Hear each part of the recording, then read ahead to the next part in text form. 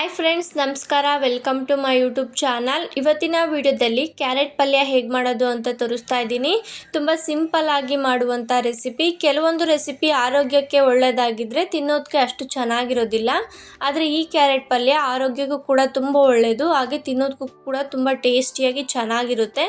ಹಾಗೆ ತುಂಬ ಈಸಿಯಾಗಿ ಮಾಡುವಂಥ ರೆಸಿಪಿ. ಹಾಗಾದರೆ ಹೇಗೆ ಮಾಡೋದು ಅಂತ ನೋಡೋಣ ಬನ್ನಿ. ಇವಾಗ ಕ್ಯಾರೆಟ್ ಪಲ್ಯ ಮಾಡೋದಕ್ಕೆ ಒಂದು ಕಡಾಯಿ ತೊಗೊಂಡಿದ್ದೀನಿ. ಕಡಾಯಿ ಕಾದ್ಮೇಲೆ ಒಗ್ಗರಣೆಗೆ ಎಷ್ಟು ಬೇಕೋ ಅಷ್ಟು ಎಣ್ಣೆ ಹಾಕ್ಕೊತಾ ಇದ್ದೀನಿ. ನಾನಿಲ್ಲಿ 2-3 ಸ್ಪೂನ್ ಆಗೋಷ್ಟು ಎಣ್ಣೆ ಹಾಕ್ಕೊಂಡಿದ್ದೀನಿ. ಎಣ್ಣೆ ಕಾದ್ಮೇಲೆ ಒಂದು ಅರ್ಧ ಸ್ಪೂನ್ ಆಗೋಷ್ಟು ಜೀರಿಗೆ ಹಾಕ್ಕೊಂಡಿದ್ದೀನಿ. ಹಾಗೆಯೇ ಕರಿಬೇವನ್ನು ಕೂಡ ಹಾಕ್ಕೊತಾ ಇದ್ದೀನಿ. ನೀವು ಬೇಕಂದರೆ ಸಾಸಿವೆನೂ ಕೂಡ ಹಾಕೋಬೋದು. ಕರಿಬೇವು ಹಾಕಾದ್ಮೇಲೆ ಸ್ವಲ್ಪ ಫ್ರೈ ಮಾಡ್ಕೊಂಡಿದ್ದೀನಿ. ಫ್ರೈ ಮಾಡ್ಕೊಂಡಾದ್ಮೇಲೆ ಇವಾಗ ಈರುಳ್ಳಿನ ಹಾಕ್ಕೊತಾ ಇದ್ದೀನಿ. 2 ಮೀಡಿಯಮ್ ಸೈಜ್ ಈರುಳ್ಳಿನ ಉದ್ದುದ್ದು ಕಟ್ ಮಾಡಿ ಇಟ್ಕೊಂಡಿದ್ದೆ, ಅದನ್ನು ಹಾಕ್ಕೊಂಡಿದ್ದೀನಿ. ನೀವು ಬೇಕಾದರೆ ಸಣ್ಣ ಸಣ್ಣದಾಗೂ ಕಟ್ ಮಾಡ್ಕೋಬೋದು. ಹಾಗೆ ಒಂದು 3 ಮೆಣಸಿನ್ಕಾಯಿನೂ ಕಟ್ ಮಾಡಿ ಹಾಕ್ಕೊಂಡಿದ್ದೀನಿ. ನಿಮಗೆ ಖಾರಕ್ಕೆ ಎಷ್ಟು ಬೇಕೋ ಅಷ್ಟು ನೋಡ್ಕೊಂಡು ಹಾಕ್ಕೊಳ್ಳಿ. ಸ್ವಲ್ಪ ಖಾರ ಇರೋದ್ರಿಂದ ನಾನು 3 ಹಾಕ್ಕೊಂಡಿದ್ದೀನಿ. ಇವಾಗ ಈರುಳ್ಳಿ ಎಲ್ಲ ಚೆನ್ನಾಗಿ ಫ್ರೈ ಆಗಬೇಕು, ಅಲ್ಲಿವರೆಗೂ ಫ್ರೈ ಮಾಡ್ಕೊತಾ ಇದ್ದೀನಿ. ನೋಡಿ, ಇವಾಗ ಈರುಳ್ಳಿ ಎಲ್ಲ ಚೆನ್ನಾಗಿ ಫ್ರೈ ಆಗಿದೆ. ಫ್ರೈ ಮಾಡ್ಕೊಂಡಾದ್ಮೇಲೆ ಕ್ಯಾರೆಟ್ನ ಹಾಕ್ಕೊತಾ ಇದ್ದೀನಿ. ನಾನಿಲ್ಲಿ 3 ಮೀಡಿಯಮ್ ಸೈಜ್ ಕ್ಯಾರೆಟ್ನ ಚಿಪ್ಪೆ ಎಲ್ಲ ತೆಗೆದು ತುರಿದಿಟ್ಕೊಂಡಿದ್ದೆ, ಅದನ್ನು ಹಾಕ್ಕೊಂಡಿದ್ದೀನಿ. ಹಾಗೆ ರುಚಿಗೆ ತಕ್ಕಷ್ಟು ಉಪ್ಪು ಹಾಕ್ಕೊಂಡಿದ್ದೀನಿ. ಇವಾಗಲೇ ನೋಡಿಕೊಂಡು ಉಪ್ಪು ಹಾಕ್ಕೊಂಬಿಡಿ.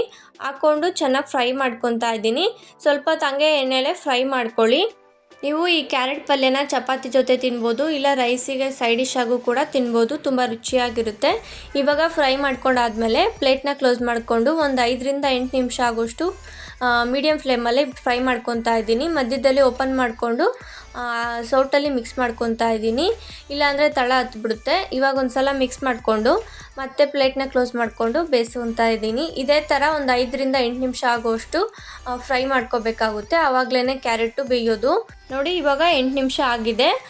ಪ್ಲೇಟ್ನ ಓಪನ್ ಮಾಡಿಕೊಂಡು ಇನ್ನೊಂದು ಸಲ ಮಿಕ್ಸ್ ಮಾಡ್ಕೊತಾ ಇದ್ದೀನಿ. ಕ್ಯಾರೆಟ್ ತುಂಬ ಚೆನ್ನಾಗಿ ಬೆಂದಿದೆ.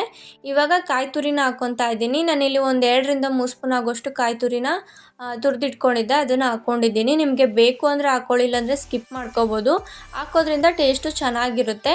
ಇವಾಗ 2 ನಿಮಿಷ ಹಂಗೆ ಚೆನ್ನಾಗಿ ಫ್ರೈ ಮಾಡ್ಕೊತಾ ಇದ್ದೀನಿ. ನೋಡಿ, ಒಂಚೂರು ಕಲರ್ ಚೇಂಜ್ ಆಗುತ್ತೆ. ಹಾಗೆ ಇನ್ನೂ ಸ್ವಲ್ಪ ಸಾಫ್ಟಾಗಿ ಚೆನ್ನಾಗಿ ಕ್ಯಾರೆಟ್ ಬೆಂದಿರುತ್ತೆ. ಫೈನಲ್ ಆಗಿ ಸ್ವಲ್ಪ ಕೊತ್ತಂಬರಿ ಸೊಪ್ಪನ್ನ ಹಾಕ್ಕೊಂಡು ಒಂದು ಸಲ ಮಿಕ್ಸ್ ಮಾಡಿಕೊಂಡ್ರೆ ಕ್ಯಾರೆಟ್ ಪಲ್ಯ ರೆಡಿಯಾಗಿದೆ. ಯಾರಿಗೆಲ್ಲ ಅಡುಗೆ ಬರೋದಿಲ್ಲ ಅವರು ಕೂಡ ಈ ವಿಡಿಯೋನ ನೋಡಿಕೊಂಡು ಈಸಿಯಾಗಿ ಮಾಡುವಂಥ ರೆಸಿಪಿ. ತುಂಬ ಈಸಿಯಾಗಿ ಇರುತ್ತೆ, ಹಾಗೆ ಮತ್ತು ತುಂಬ ಹೆಲ್ತಿಗೂ ಕೂಡ ಒಳ್ಳೆಯದು.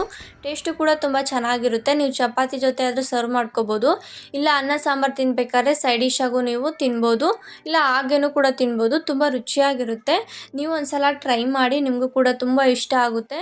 ಟ್ರೈ ಮಾಡಿದ್ಮೇಲೆ ಟೇಸ್ಟ್ ಹೇಗಿತ್ತು ಅಂತ ಕಮೆಂಟ್ ಬಾಕ್ಸಲ್ಲಿ ಕಮೆಂಟ್ ಮಾಡಿ.